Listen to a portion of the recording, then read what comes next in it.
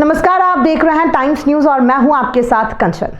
Indore collector कार्यालय में TL बैठक का आयोजन किया गया। सोमवार को आयोजित टीएल बैठक कलेक्टर आशीष सिंह की अध्यक्षता में संपन्न हुई। इस बैठक में अपर कलेक्टर, एसडीएम, तहसीलदार और विभिन्न विभागों के अधिकारी उपस्थित थे। कलेक्टर आशीष सिंह ने बैठक के दौरान सीएम हेल्पलाइन से जुड़े मामलों को समय सीमा के भीतर निराकरण करने के निर्देश दिए। इस बैठक में कलेक्टर आशीष सिंह ने अधिकारियों को स्पष्ट निर्देश दिया है कि सभी सीएम हेल्पलाइन शिकायतों का समय पर समाधान किया जाए। बैठक के दौरान कलेक्टर ने अधिकारियों से बेहतर कार्य प्रणाली की उम्मीद जताई और उन मुद्दों पर चर्चा की जिनका समाधान शीघ्रता से करना जरूरी था। पत्रकारों से चर्चा करते हुए उन्होंने कहा कि इंदौर में खनिज अधिकारी को लापरवाही के चलते सस्पेंड किया गया है। वहीं पत्रकारों द्वारा प्रशासनिक सर्जरी को लेकर उन्होंने कहा कि ये रूटीन प्रोसेस होता है। चुनाव के बाद अधिकारियों के विभाग बदले गए हैं। देखिए, टीएल बैठक में सभी अंतर्विभागीय समन्वय के मुद्दों पे चर्चा हुई है और खास तौर पर सीएम हेल्पलाइन में विशेष तौर पर चर्चा की गई है।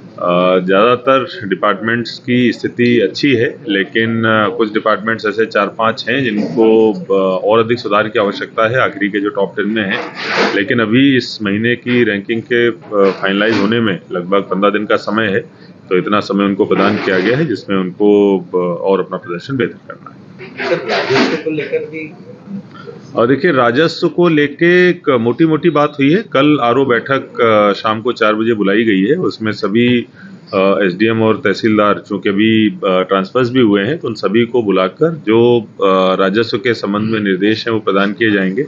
कुल मिला के सभी हमारा चाहे नामांतरण, बंटवारा, सीमांकन आदि के प्रकरण हो, वो बिना किसी शिकवा शिकायत के समय सीमा में लगातार होते रहे।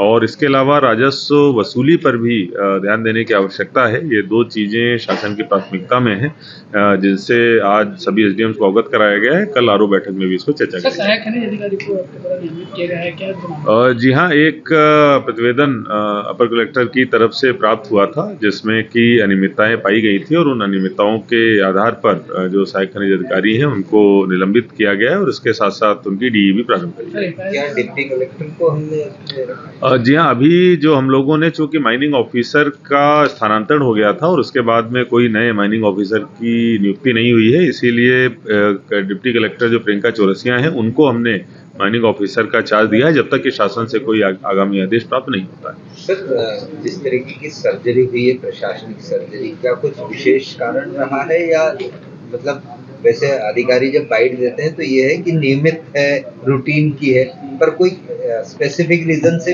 देखिए, लगभग सभी जितने भी पदस्थापनाएं थी लगभग 2 साल हो गए थे, क्योंकि विधानसभा चुनावों से पूर्व सभी एसडीएम तहसीलदारों की पदस्थापना हुई थी और उसके बाद में इक्का दुक्का को छोड़ के कोई भी परिवर्तन नहीं हुए थे। तो निश्चित रूप से 2 साल के बाद में ये एक तरीके से रूटीन प्रक्रिया हो जाती है कि स्थानांतरण होते हैं। शासन की नीतियां भी अधिकतर इसी तरह इंगित करती हैं। तो निश्चित रूप से जो प्रशासकीय कारण था वो यही था कि काफ़ी टाइम हो गया था और इसके अलावा सबको सबकी क्षमता के अनुरूप और जो भी अभी तक का ऑब्जर्वेशन हुआ है उसके आधार पर कार्य विभाजन दिया गया। देखिए, नहीं, शिकायत जैसी कोई भी स्थिति नहीं है और सभी लोग अच्छा काम कर रहे हैं। सबको जहां जहां पर जिसकी आवश्यकता होती है उस हिसाब से प्लेस किया जाता है। सभी को कुछ काम आवंटित किया गया है। टाइम न्यूज देखिए अब आपके मोबाइल और स्मार्ट टीवी पर लाइव प्ले स्टोर से डाउनलोड करें।